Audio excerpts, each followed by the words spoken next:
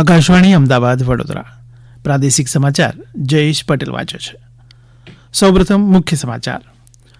મુખ્યમંત્રી ભૂપેન્દ્ર પટેલે રાજ્યના ગ્રામીણ વિસ્તારોના 1020 કિલોમીટર લંબાઈના 787 માર્ગોને કોન્ક્રીટ રોડ બનાવવા 668 કરોડ રૂપિયાના ભંડોળને મંજૂરી આપી છે.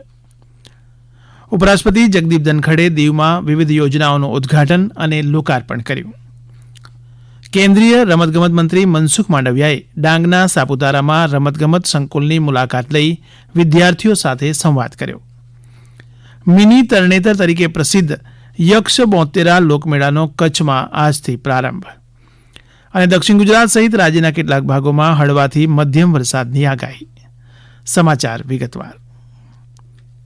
મુખ્યમંત્રી ભૂપેન્દ્ર પટેલે રાજ્યના ગ્રામીણ વિસ્તારોના 1020 કિલોમીટર લંબાઈના 787 માર્ગોને કોન્ક્રીટ રોડ બનાવવા 668 કરોડ રૂપિયાના ભંડોળને મંજૂરી આપી છે.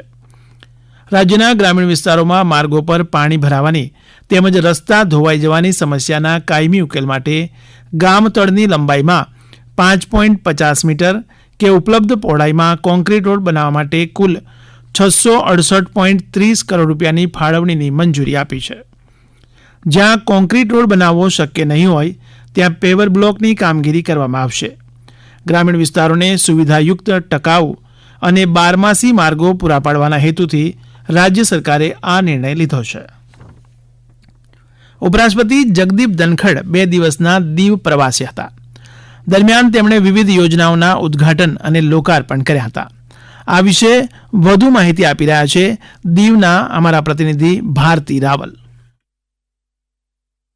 કેન્દ્રશાસિત પ્રદેશ દીવ ખાતે દેશના ઉપરાષ્ટ્રપતિ જગદીપ ધનખડ 2 દિવસીય દીવની મુલાકાતે પહોંચ્યા હતા. તેઓએ દીવ જિલ્લાના ચૂંટાયેલા પ્રતિનિધિઓ સાથે મહત્વપૂર્ણ મુદ્દાઓ પર ચર્ચા કરી હતી. બીજા દિવસે તેમણે દીવના શહેરી વિસ્તારમાં આવેલ આવાસ યોજના ખાતે વૃક્ષારોપણ કર્યા બાદ તેમણે પ્રધાનમંત્રી આવાસ યોજનાનું અનાવરણ તથા મહિલા લાભાર્થીઓને ચાવી તથા મોઢું મીઠું કરાવ્યું હતું. ત્યારબાદ તેઓ સીવેજ સિસ્ટમ પ્લાન્ટનું ઉદ્ઘાટન અને લોકાર્પણ કર્યું હતું. ત્યાંથી તેઓએ દીવની કેવડી સ્થિત એજ્યુકેશન હબની મુલાકાત લીધી હતી. તેઓએ પ્રોફેસર તથા વિદ્યાર્થીઓ સાથે વાતચીત કરી અને ગોલ્ફ કાર દ્વારા એજ્યુકેશન હબ નિહાળ્યું હતું. કેન્દ્રીય રમતગમત મંત્રી મનસુખ માંડવિયાએ ડાંગના સાપુતારામાં કાર્યરત રમતગમત સંકુલની મુલાકાત લઈ વિદ્યાર્થીઓ સાથે સંવાદ કર્યો. આ પ્રસંગે મંત્રીશ્રીએ જણાવ્યું કે વર્ષ 2036માં ભારતમાં ઓલિમ્પિક યોજાશે. તેના માટે ખેલાડીઓએ મહેનત કરવી જોઈએ. તેમણે ઉમેર્યું કે વર્ષ 2047માં દેશ આઝાદીના 100 વર્ષ પૂર્ણ કરે ત્યારે દેશને રમતગમત ક્ષેત્રે 5મા ક્રમે લાવવાનો પ્રયાસ કરવાનો છે. તે માટે કેન્દ્ર સરકાર દ્વારા શક્ય તમામ પ્રયાસ કરવામાં આવી રહ્યા છે.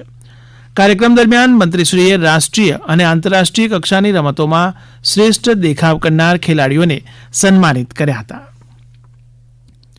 મિની તરણેતર તરીકે પ્રસિદ્ધ યક્ષ બોતેરા લોકમેળાનો કચ્છમાં આજથી પ્રારંભ થયો છે. રાજ્યના પ્રવાસન મંત્રી મુળુભાઈ બેરાએ નખત્રાણા તાલુકાના સાયરા ખાતે આયોજિત આ મેળાનો પ્રારંભ કરાવ્યો હતો. આ પ્રસંગે તેમણે મોટા યક્ષ મંદિર પરિસરના વિકાસ માટે 10 કરોડના ભંડોળની જાહેરાત કરી હતી. આ પ્રસંગે સંબોધન કરતા મુળુભાઈ બેરાએ જણાવ્યું કે કચ્છના સર્વાંગી વિકાસ માટે રાજ્ય સરકાર પ્રતિબદ્ધ છે.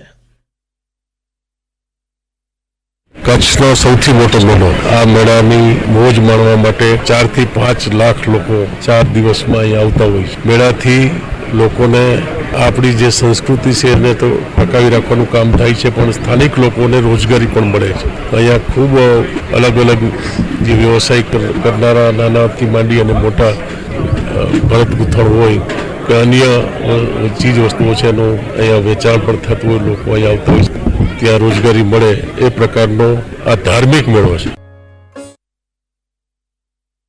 તેમણે ઉમેર્યું કે પ્રધાનમંત્રી નરેન્દ્ર મોદીના વિકાસ પણ અને વારસો પણ સૂત્ર સાથે લોકમેળાઓને જીવંત બનાવી રાખવાનું કામ ગુજરાત સરકારે કર્યું છે. આ ભાતીગળ લોકમેળાને માણવા મોટી સંખ્યામાં લોકો ઉમટી રહ્યા હતા. તો માહિતી અને પ્રસારણ મંત્રાલયના કેન્દ્રીય સંચાર બ્યુરો ભુજ દ્વારા વિકસિત ભારત 2047 વિષય અંતર્ગતનું એક પ્રદર્શન આ મેળા ખાતે ખુલ્લું મૂકવામાં આવ્યું હતું. ભારતના વિકાસ વિશેની માહિતી અને માર્ગદર્શન છેવાડાના લોકો સુધી પહોંચે એ માટેના કેન્દ્ર સરકારના આ અભિગમને પ્રવાસન મંત્રી મુળુભાઈ બેરાએ આવકાર્યો હતો. પર્યાવરણ મંત્રીએ ભુજ તાલુકામાં આવેલી વન વિભાગની મોચીરાઈ નર્સરીની મુલાકાત લઈને કચ્છમાં ચાલી રહેલી સામાજિક વનીકરણની કામગીરીની પણ સમીક્ષા કરી હતી. એક અગત્યની જાહેરાત. મોદી સરકારના ત્રીજા કાર્યકાળના 100 દિવસ પૂર્ણ થવા નિમિત્તે આકાશવાણી અમદાવાદના પ્રાદેશિક સમાચાર વિભાગ દ્વારા પ્રસ્તુત વિશેષ કાર્યક્રમ વિકસિત ભારત તરફ પ્રયાણ આજે રવિવારે રાત્રે 9:15 વાગે આકાશવાણી અમદાવાદ કેન્દ્ર પરથી પ્રસારિત કરાશે. અગત્યની જાહેરાત પૂરી થઈ. આ સમાચાર આપ આકાશવાણીના અમદાવાદ વડોદરા કેન્દ્ર પરથી સાંભળી રહ્યા છો, જે આપ અમારી YouTube channel AIR news Gujarat પર પણ સાંભળી શકશો. વધુ સમાચાર માટે આપ અમારા ટ્વિટર હેન્ડલ AIR_ABAD ને ફોલો કરી શકશો. કોંગ્રેસના ધારાસભ્ય અને વિરોધ પક્ષના નેતા અમિત ચાવડા સ્થાનિક પ્રશ્નોના નિરાકરણ લાવવા વિધાનસભામાં પ્રશ્નો રજૂ કરશે. આ માટે લોકસંવાદ કરતા નર્મદા જિલ્લાના ગરુડેશ્વર ખાતે જનમંચ કાર્યક્રમ યોજાયો હતો. મોટી સંખ્યામાં લોકોએ ઉપસ્થિત રહી પોતાના વિસ્તારોની સમસ્યાઓ વિશે રજૂઆત કરી હતી. નર્મદા જિલ્લામાંથી સ્ટેચ્યુ ઓફ યુનિટીમાં ગયેલી જમીન, રોજગાર, સ્થાનિક લોકોનું શોષણ, સ્થાનિક રિક્ષાઓ બંધ કરવી, ગુનાખોરી, ખરાબ કેનાલ સહિતની સમસ્યાઓ વિશે લોકોએ રજૂઆત કરી હતી. મુખ્યમંત્રી ભૂપેન્દ્ર પટેલે ગાંધીનગર ખાતે 13 ગોળ ગુરુ બ્રાહ્મણ સમાજ સેવા સમિતિ દ્વારા આયોજિત ત્રિવેણી સંગમ કાર્યક્રમમાં ઉપસ્થિત રહ્યા હતા. આ પ્રસંગે સંબોધન કરતા મુખ્યમંત્રીએ જણાવ્યું કે સેવા કાર્યો આપણી ફરજ છે અને આ ફરજ જે નિષ્ઠાપૂર્વક નિભાવી શકે તેના કાર્યો સરળતાથી થતા જ રહેશે. કેન્દ્રીય જળશક્તિ મંત્રી CR પાટીલે આજે સુરત મહાનગરપાલિકા સંચાલિત સ્મીમેર હોસ્પિટલ પરિસર ખાતે 32.7 કરોડના ખર્ચે નવનિર્મિત 16 માળની PG હોસ્ટેલનું લોકાર્પણ કર્યું હતું. આ પ્રસંગે સંબોધન કરતા કેન્દ્રીય મંત્રીએ જણાવ્યું કે સુરત મહાનગરપાલિકાએ સ્વચ્છતા, માળખાકીય વિકાસ, વાયુ સર્વેક્ષણ, આવાસ યોજના સહિતના ક્ષેત્રોએ સિદ્ધિ હાંસલ કરી છે. હવામાન વિભાગે દક્ષિણ ગુજરાત સહિત રાજ્યના કેટલાક ભાગોમાં હળવાથી મધ્યમ વરસાદની આગાહી કરી છે. વડોદરા, છોટાઉદેપુર, નર્મદા, ભરૂચ, સુરત, ડાંગ, તાપી, નવસારી, વલસાડ, દમણ, દાદરાનગર અને હવેલીના કેટલાક ભાગોમાં ગાજવીજ સાથે છૂટો છવાયો વરસાદ વરસી શકે છે.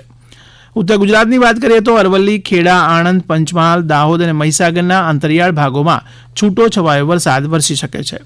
આ ઉપરાંત સૌરાષ્ટ્રમાં અમરેલી અને ભાવનગરમાં વરસાદની શક્યતા છે. દક્ષિણ ગુજરાતના વલસાડ તેમજ દાદરાનગર હવેલી તેમજ દમણ વિસ્તારમાં બપોરથી વરસાદી માહોલ જામ્યો છે. સાંજે 4 વાગ્યા સુધીમાં વલસાડ તાલુકામાં 0.5 ઇંચ જેટલો વરસાદ પડ્યો હતો. આ ઉપરાંત ધરમપુર, પારડી, કપરાડા, ઉમરગામ તેમજ વાપીમાં સરેરાશ અડધા ઇંચથી ઓછો વરસાદ પડ્યો છે. તો નવસારીના ગણદેવીમાં પણ ગાજવીજ સાથે ભારે વરસાદ પડ્યો હતો. અમરેલી જિલ્લામાં લાંબા વિરામ બાદ ધારી પંથકમાં અડધો ઇંચ વરસાદ પડ્યો તો ખાંભા તાલુકાના આસપાસના ગ્રામ્ય વિસ્તારોમાં પણ વરસાદી ઝાપટા પડ્યા હતા. રાજ્યભરમાં સ્વચ્છતા હી સેવા પખવાડિયાને વ્યાપક જનપ્રતિસાદ મળી રહ્યો છે. એક યાદીમાં જણાવાયું છે કે રાજ્યમાં જાહેર વાહન વ્યવહાર અને હાઈવેની સાફ સફાઈમાં 1,14,225થી વધુ નાગરિકો સફાઈ ઝુંબેશમાં જોડાયા હતા, જે પૈકી 289 ટન કચરાનો નિકાલ કરવામાં આવ્યો છે. તાપી જિલ્લાના અગાસવાણ ખાતે આદિજાતિ રાજ્યમંત્રી કુંવરજી હળપતિના અધ્યક્ષસ્થાને સ્વચ્છતા હી સેવા અને એક પેડ માં કે નામ કાર્યક્રમ યોજાયો. ગીર સોમનાથમાં તો દ્વારકાના ખંભાળિયામાં તેમજ દીવમાં પણ સ્વચ્છતા માટેના કાર્યક્રમો યોજાયા. અંતમાં મુખ્ય સમાચાર ફરી એકવાર. મુખ્યમંત્રી ભૂપેન્દ્ર પટેલે રાજ્યના ગ્રામીણ વિસ્તારના 1020 કિલોમીટર લંબાઈના 787 માર્ગોને કોન્ક્રીટ રોડ બનાવવા 668 કરોડ રૂપિયાના ભંડોળને મંજૂરી આપી. ઉપરાષ્ટ્રપતિ જગદીપ ધનખડે દીવમાં વિવિધ યોજનાઓનું ઉદઘાટન અને લોકાર્પણ કર્યું.